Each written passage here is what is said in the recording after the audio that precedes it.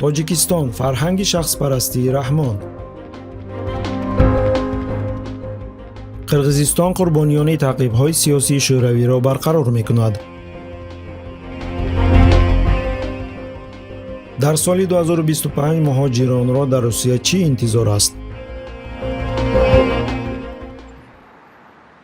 мушовири калони Кумитаи қонунгузорӣ ва ҳуқуқи инсон дар Маҷлиси намояндагони Тоҷикистон номзади илмҳои ҳуқуқшиносӣ Фирӯз Сайнозимзода пешниҳод кардааст, ки дар назди Академияи идоракунии давлатӣ Маркази омӯзиши паёмҳои президенти Тоҷикистон таъсис дода шавад. Омӯзиш ва таҳлили паёмҳои президенти Тоҷикистон имкон медиҳад, ки масъалаҳои дар онҳо бардошташуда аз нуқтаи назари сиёсӣ ва ҳуқуқӣ амиқтар дарк шаванд. ин паёмҳо ҳамчун як воситаи муҳими сиёсиву ҳуқуқӣ дар ташаккули сиёсати давлатӣ, таҳқиқоти илмӣ ва такмили асосҳои қонунгузории кишвар нақши калидӣ мебозанд, гуфт мансабдор. Сайнозимзода изҳор дошт, ки таъсиси чунин марказ метавонад ба гузаронидани таҳқиқоти илмии фарогир мусоидат кунад, таъсири онҳоро ба рушди иҷтимоию иқтисодии кишвар таҳлил намояд ва пешниҳодҳо оид ба татбиқи онҳо ироа кунад.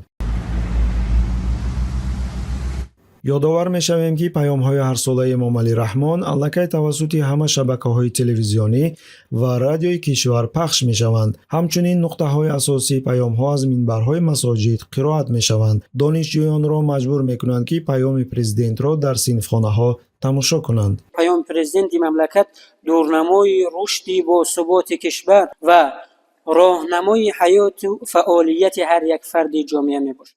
фарҳанги шахспарастии президент Раҳмон бо гузашти вақт ташаккул ёфта ба яке аз унсурҳои асосии низоми сиёсӣ дар кишвар табдил ёфтааст. ин фарҳанг дар ҷанбаҳои мухталифи ҳаёти ҷамъиятӣ ва фарҳангии кишвар таҷассум меёбад.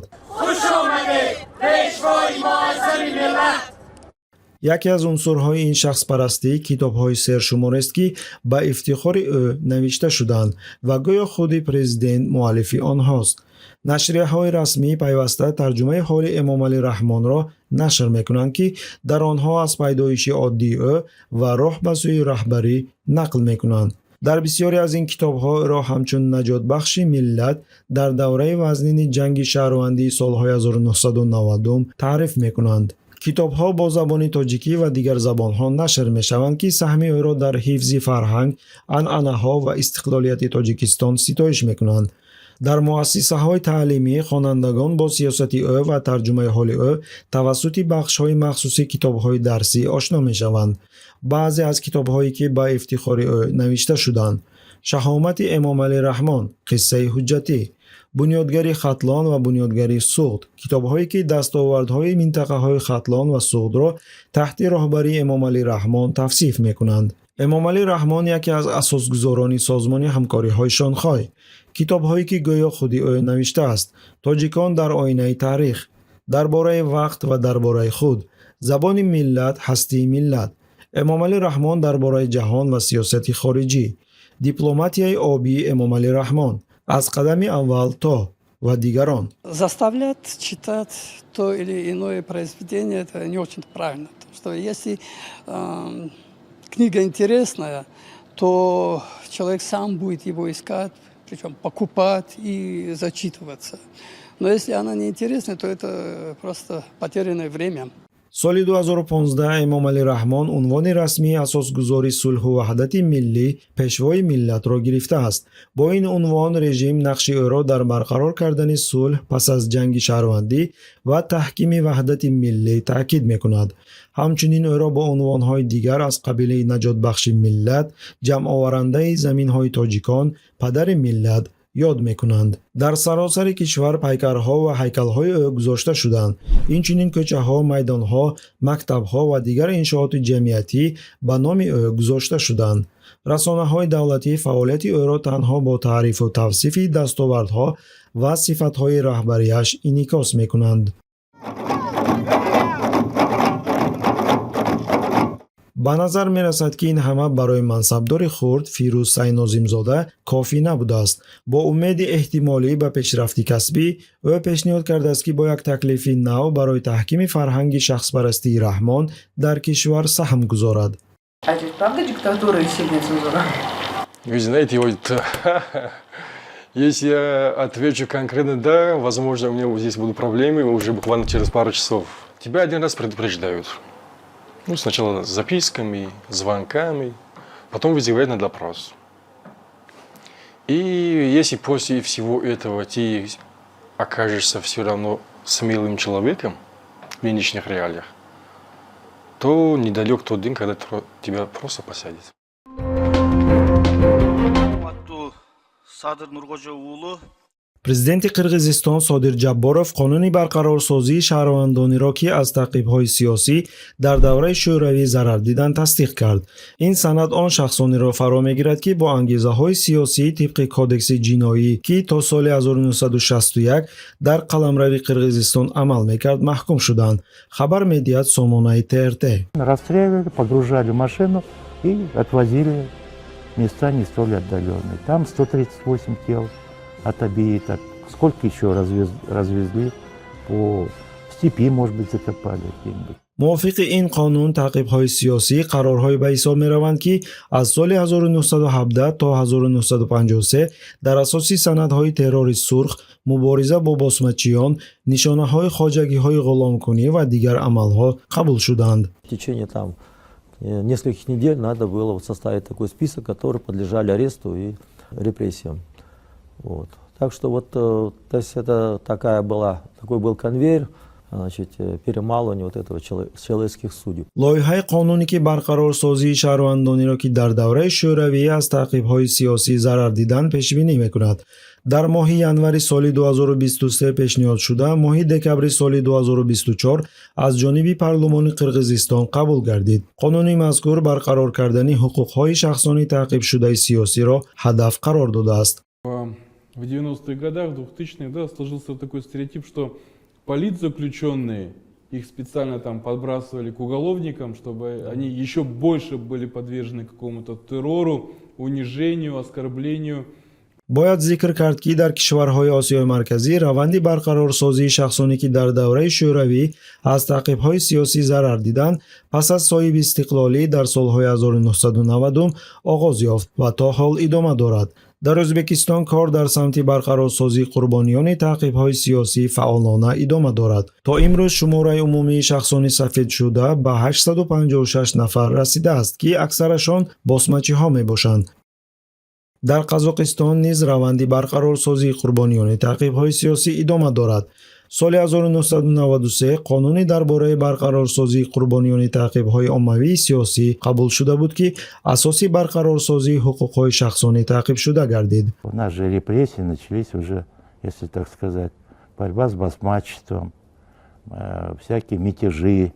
Мой прадед Курман Лепесов был осужден в 1927 году, потому что началась волна, это борьба с байством, манапсом как классом. В России шла борьба с кулачеством, а у нас-то кулаков было мало, у нас шла борьба с байством и манапсом. ҷолиби диққат он аст ки режимҳои кишварҳои Осиёи Марказӣ ҳангоми барқарорсозии қурбониёни террори сурх бештар ҳадафҳои имиҷӣ доранд, на хоҳиши самимӣ барқарор кардани адолат. зеро худи онҳо дар кишварҳои худ айнан ба ҳамин кор машғуланд, баъзан ҳатто дар миқёсе ки аз коммунистҳо кам нест. ҳатто Қирғизистон ки то чанде пеш ҳамчун ҷазираи озодӣ дар Осиёи Марказӣ маъруф буд, пас аз ба сари қудрат омадани Содир Ҷабборов ба як диктатураи шадид табдил ёфт ки қонунгузории чораҳои ҷазои Русияро нусхабардорӣ мекунад. Бүгінгі күнде президенттің саяси технологтары бар. Алар Россиядан келген. Азыр иштеп атышат. Азыр иштеп атышат. Орустар бар. Который собирается приехать в страну. аз соли 2025 тибқи маълумоти сомонаи Консультант Плюс ба истиснои ҷумҳурии Хакасия арзиши патент дар ҳамаи минтақаҳои Русия боло рафтааст. хусусан дар шаҳри Москва ки бисёре аз муҳоҷирони тоҷик барои коркунӣ ба он ҷо мераванд, нархи патент аз 7500 то 8900 рубл боло рафт. дар вилояти Новосибирск арзиши моҳонаи патент аз 6300 то 7900 рубл афзоиш ёфтааст. нархи баландтарини патент дар Краснодар 17000 рубл мебошад. дар ҷои дуюм ва сеюм вилояти Челябинск бо 15000 рубл ва вилояти Тver бо қариб 15000 рубл қарор доранд. бо дар назардошти коҳиш ёфтани қурби рубл барои муҳоҷирон ин хароҷоти иловагии назаррас мебошад. Это очередной вид с них для государственного бюджета брать деньги. За экзамены деньги нужно платить, или вот за сертификаты 5000 рублей и так далее. Это обдирал. дар соли 2025 як қатор қоидаҳои нави назорат нисбати шаҳрвандони хориҷӣ ва шахсони бешаҳрвандӣ мавриди амал қарор гирифтанд. дастрасӣ бе иҷозатнома ба манзил. тибқи тағйирот дар қонунгузорӣ, кормандони полис метавонанд бе иҷозати махсус ба манзилҳое ки дар он ҷо муҳоҷирони эҳтимолӣ депортатсияшаванда зиндагӣ мекунанд ворид шаванд. дастрасӣ ба маълумоти шахсӣ. мақомоти ҳифзи ҳуқуқи Русия акнун ба маълумот ва ҳуҷҷатҳо дар бораи санҷиши муҳоҷирон, аз ҷумла маълумот дар бораи ҳисобҳои бонкӣ ва истифодаи онҳо дастрасӣ доранд.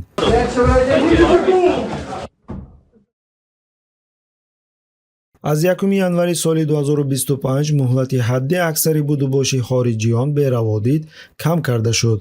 агар пештар 90 рӯз дар нимсола бошад, ҳоло 90 рӯз дар як сол иҷозат дода мешавад.